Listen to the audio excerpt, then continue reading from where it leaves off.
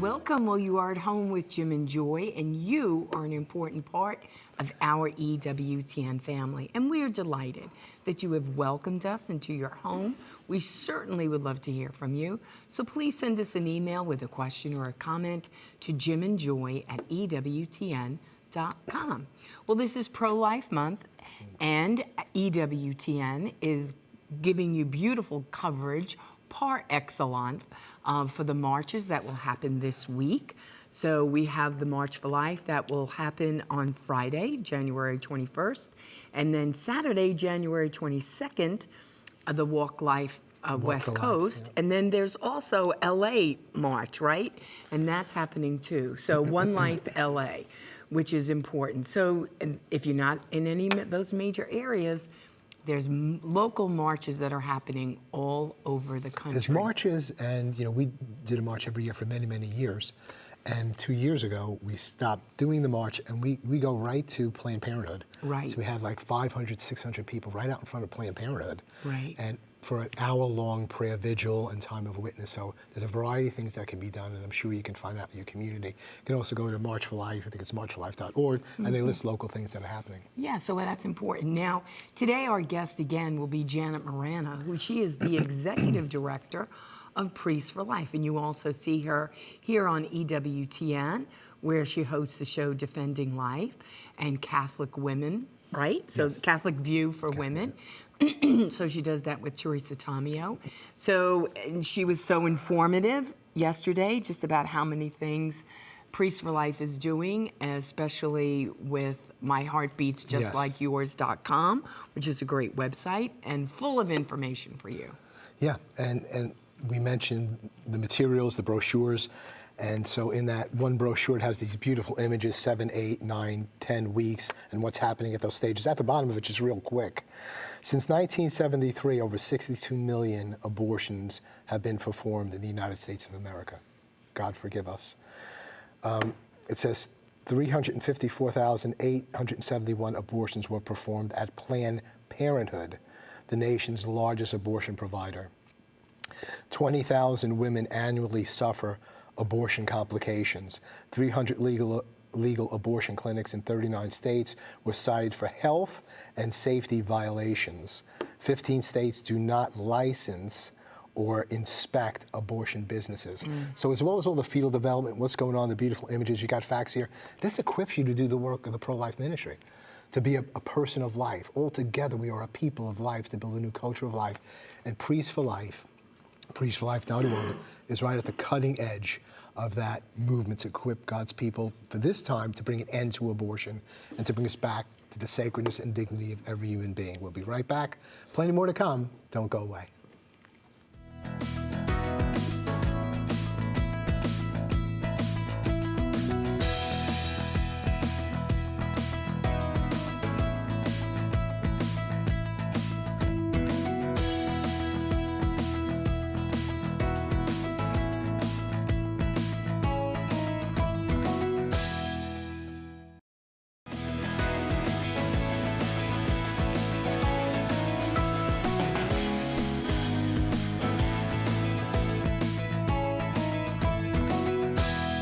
Welcome back. Well, you're at home with Jim and Joy, and today our guest again is Janet Morana, and she is the executive director of Priests for Life. You can visit their website at endabortion.us. And also they have a beautiful campaign, which we talked about, myheartbeatsjustlikeyours.com, where you can get this beautiful brochure. And I'll tell you what, if you have a local abortion clinic in your town and you've never showed up at it, go to endabortion.us, get these brochures, or go to My Heart Beats Just Like Yours, get these brochures. You go stand out in front of your abortion clinic, you will be empowered with the truth. Even if you just stand there and you pray and you hand these out to the girls going in, a conversion could happen. And they've got buttons with the image of the preborn on it, shirts and water bottles, and of course on that site there's different links where you can see these images, you can see the video, you can purchase these things. So everything is there. It's a one-stop shop place on behalf of the gospel of life. Right, and you're going to be empowered with just the truth and just the facts, but go out in God's perfect love. And so, Janet, we want to welcome you back to At Home. We're delighted to have you. Now, Thank tell you. our family, you know, Priest for Life office, headquarters, used to be in Staten Island.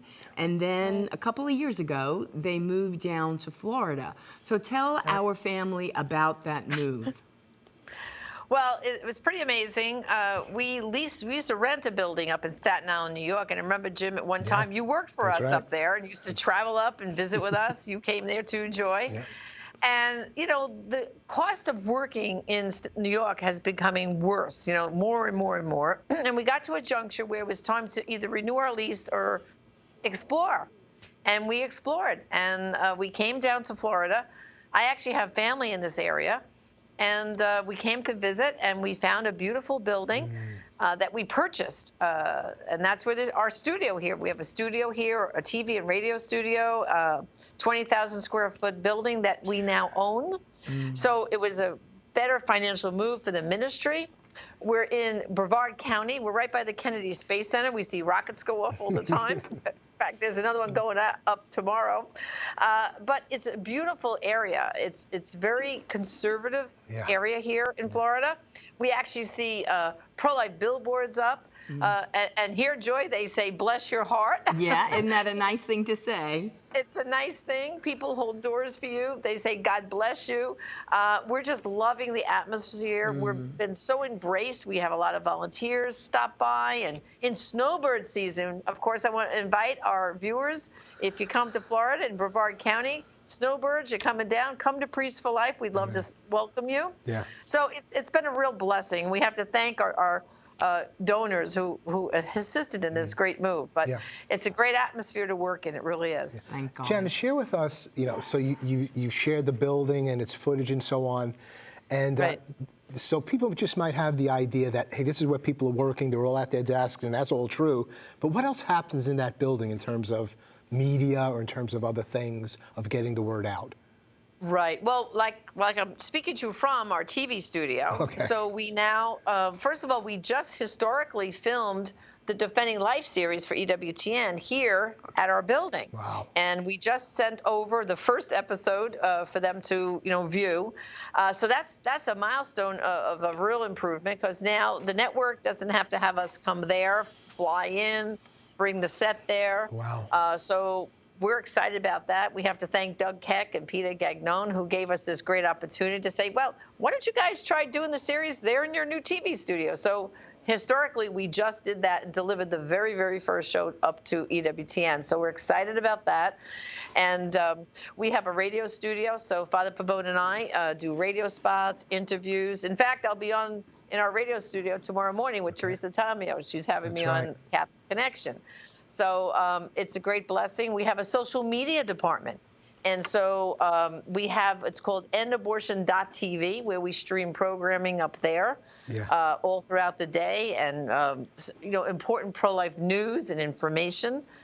So it's a whole new world. We have a resource department that's, I would say, Jim, it's about 3 or 4 times the size of what we had in New York. Wow. So now we have more pro-life materials and books and resources that we just get out all over to everybody. So the building is a blessing. And because we were able to spread out, even during COVID, we've been able to put employees in their own office space to keep everyone safe here, too. So I'm telling you, it's truly a blessing that we came here. It really is. Perfect timing. Thank God. But Janet, Priest for Life is such a blessing in so many ways. And in a lot of ways, Priest for Life simply echoes the truth about science and about the teaching of the church. So it echoes that. That's a big word for Priest for Life, to echo. But also, Priest for Life is just so creative. I mean, your openness to God, openness to Holy Spirit, openness to what is happening at this time, and how do we address it.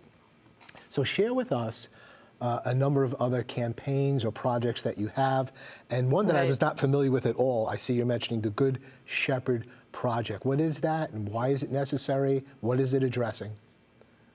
Well, as you know, Priests for Life, for decades, we have gone around the country, Father Pavone and our other priests, giving seminars for clergy. But now we're in a new age, as you know, with COVID, with Zoom. Everyone has gotten used to conferences now on Zoom. So we came up with the concept of, instead of going on the road, let's have conferences for clergy, priests, and deacons via Zoom. So we call the project the Good Shepherd Project because, as we know, what does the Good Shepherd do? He'll leave that 99, those souls that are already going to Mass, receiving the sacraments, and they'll go after that one lost sheep. Well, who are the sheep that are lost the most? Well, we know it's the women and men who are hurting from abortion, because they feel the church doesn't understand their pain. Right. They feel it's the unforgivable sin. And then on the other hand, we have clergy who are afraid to address it in the pulpit because they don't want to hurt them. But yet they don't understand silence isn't helping them. Right. And so we came up with the concept of the Good Shepherd Project to train the clergy, to show them very practically how they can kind of change the dynamic in the pulpit just a little bit to welcome them. So we launched this past September 2021. It's a once a month Zoom conference for 1 hour. We had Dr. Teresa Burke on the first one, and actually we were thrilled that Bishop Coffey, with the Archdiocese of the Military, he has endorsed the project, and he opened up the first conference, welcoming the clergy. And then we had one a month, so we did September, October, and November, and we dealt with different aspects of reaching the abortion-hurting men and women. And 1 month, we really focused in on the sacraments. We had a couple on, and we addressed that in pre-Cana. If we don't bring up this, the damage that can occur to that couple through their marriage. And this particular couple, they had their abortion when they were seniors in high school. They went off to college. They later married. And they said the first 20 years of their marriage, they were just struggling through their marriage and struggling until they finally hit a brick wall, found Rachel's Vineyard, got healing. And then they spoke about, why didn't someone say something to us during pre-Cana, bring this up? It was like it's like the big white elephant in the room. No one wanted to talk about it. So they were able to answer the questions of the priests and deacons on the Zoom. They presented, and Dr. Teresa Burke and Kevin Burke and Father Pavone all gave commentary. And then there was a period of discussion. And we received such great response from the clergy because they said, we never heard these things before. And then we gave them resources, Jim and Joy. We gave them Father Pavone's book, Proclaiming the Message of Life, which gives them homily hints, launching points, how to mention life in a sermon, but not the whole thing has to be about abortion. We made them understand that the silence in the pulpit doesn't help these people. But then also, when you're meeting them in these sacramental preparations, whether it's marriage, or they're bringing a child for baptism, or their kids are coming in for communion, as you know, so many couples, they're kind of going through it, like pushing the children out to receive the sacraments, but they're not bringing them to church. Why? Because they're just kind of watching it like a show and saying, well, this is what I'm supposed to do. But they're afraid to admit that abortion because they think they're going to be condemned. So we had the first few sessions. They were well received, and we're very excited. We're going to pick them back up in February. So if there's any clergy watching, priests and deacons, if you want to get involved, just go to thegoodshepherdproject.com. There's a full website page there, explains the project and gives you an opportunity to sign up, and then we'll invite you to the next seminar. So, I'm just so excited about this because it's a way of reaching people without having to get on a jet plane, as you know. We both walked a lot of miles doing that, right? That's for sure. Well, what you're sharing is incredibly profound and so needed.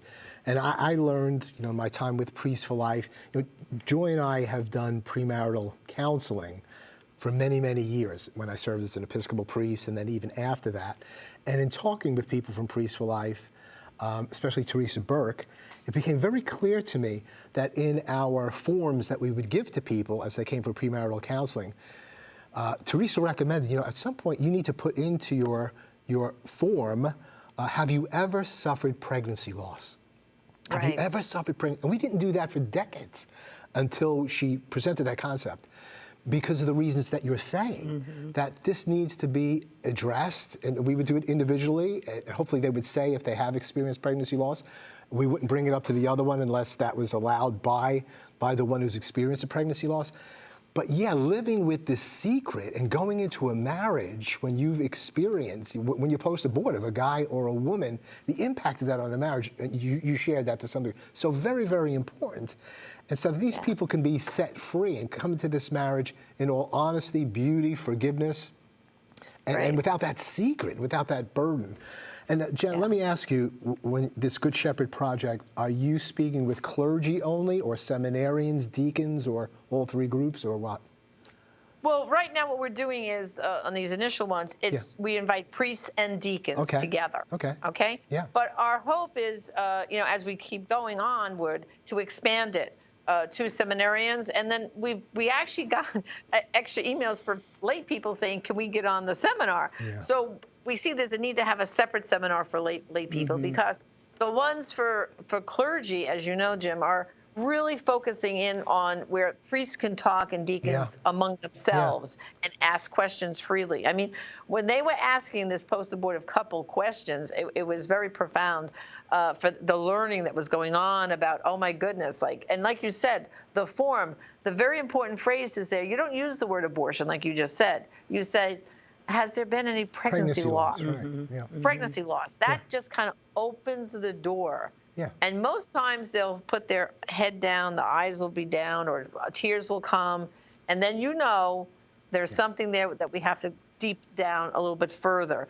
And it will save them years and years, because then you can refer them to Rachel's Vineyard before they get married. They can resolve it. And it just brings so much more joy into their marriage than bringing this baggage into it, you know? Yes. Well, you know, that is an outstanding ministry, but you always would say, and Father Frank too, even if the priest isn't saying anything, at least put hurting after abortion and put it in a bulletin, your church bulletin. The bulletin. Right? That's How right. important that is, so that a girl is sitting in church and then now you threw her a lifeline. You threw her a lifeline to say, okay, I could contact Rachel's Vineyard, and maybe, I could go to this website and find out where there's a post-abortion healing ministry for me. And that's a very simple thing to do. And you and Father Frank have always been proclaimers of just that little simple message. Well, yeah, because what it does is, see, a lot of and we know this from the voices and testimonies of the women, when they're trying to put their toe back in the water to God, right, and it's an experiment, they'll go to the church, and they'll very often be in the back of the church. And what they're doing initially is, one woman told me, oh, yeah, we audition the priests. We listen to their homilies, their sermons, and we go from church to church. We're wondering, will he understand? And then they sit there reading the bulletin. So like you just said, Joy, that's what we recommend. Not on the inside, but on the outside template that never changes, right? Has the address and all that. A little box. Hurting from abortion? Yes. We understand. Go to abortionforgiveness.com. That simple link will take them to a page we have. Put in their zip code. They see where the nearest Rachel's Vineyard retreat is. And then the other thing is, pregnant need help. Right. And then you put the pregnancy, optionline.org or something. Yeah. And so what that does, that sends a message. Oh, we're here for you. We're here for you, and we understand. So it's so important. So even what we're sharing now, and we'll put it up, optionline.org, you might be considering an abortion. You may have had an abortion. Go to optionline.org. You'll get the help that's there. And also, you can just put in your zip code in optionline.org. They'll tell you what pregnancy medical centers are there, healing options for you. And we've seen through the show, I know you know this as well with Defending Life, those that were thinking about abortion who didn't have an abortion, they actually called, or those who have had an abortion 30 years ago, maybe 40 years ago. We had a woman in her 80s, and she called and never shared about this, and we were able to get her some healing help. And how many women are sharing about this on their deathbeds? You don't have to wait that long. Yes. And it's interesting, Janet, it doesn't take that much to heal an incredible wound, or just to say something, to invite people back. Because once it comes to the light in some way, even in a confidential way, and it's not blasted all over the place, the light comes in and God begins to work. And you know, these people are us. I mean, we're the ones that have been involved with this, many of us, and these are our families, and these are Christian people. These are Catholic people that didn't know, or maybe did know and did whatever. And if we just give them a little bit of light and say, there's a safe environment, something secure for you to share, we're here for you. Let's just spend, we only got like 2.5 minutes left, but real quick again, Priests for Life is at the center of post-abortion healing, as well as rescuing babies from abortion. Share with us, again, what Priests for Life is doing and why this is important. Well, of course, we have Rachel's Vineyard is a ministry of Priests for Life with Dr. Teresa Burke and her husband Kevin, a co-founder. Father Pavone is the pastoral director of it. And it has grown so much. They're in about, let me think, it's about 75 countries now, Rachel's Vineyard. Yeah. The retreat program has been translated in over 25 different languages. It's just amazing. So again, you can go to their, we just redid their website, rachelsvineyard.org. It's a brand new website, loads of information up there. And the retreats are all opened up back now, post-COVID. And in fact, during COVID, the retreats went on via Zoom, and Teresa Burke even wrote all kinds of protocols to work through that whole period so people could still find healing. And so we are just so, privileged and honored with all the, I think Katie and Teresa Burke were telling me over 150,000 women have gone through Rachel's Vineyard. It's beautiful. So those are all women who regret their abortion, right? I mean, it's just amazing. And that's why I'm so excited about the Good Shepherd Project, because I think if we can get the clergy to understand that abortion is not a political issue, it's a human rights issue, that your silence does not interpret itself, that the men and women who are hurting, they and their family members are in your pews, and you can address this in a compassionate way. Always talk about there's no such thing as an unforgivable sin. We're here for you to welcome you back. One line that Father Pavone has used so many sermons is, and it's a true line, he said, whether you've had 1, 2, 5, 10, even 24 abortions, he will say, I know a woman that we ministered to who had 24 abortions, but even she, on repenting of her sins, will be welcomed back to the church and to the forgiveness of Jesus. His mercy is endless. And I think it's the mercy of Jesus that when the clergy can just speak it, the floodgates will open and the pews will fill up. Janet, thank you so much for spending a couple of days, a couple of shows with us. We look forward to seeing you at the March for Life and everything Priests for Life is going to be doing there. Keep up your great work. God has called you, Father Frank, Priests for Life, for such a time as this. Thank you for equipping us. There marching tomorrow. I know you will be. We look forward to seeing you. God bless you. Thank you so much, Janet. We're going to take a break at this time. We'll be right back. There's plenty more to come. Don't go away.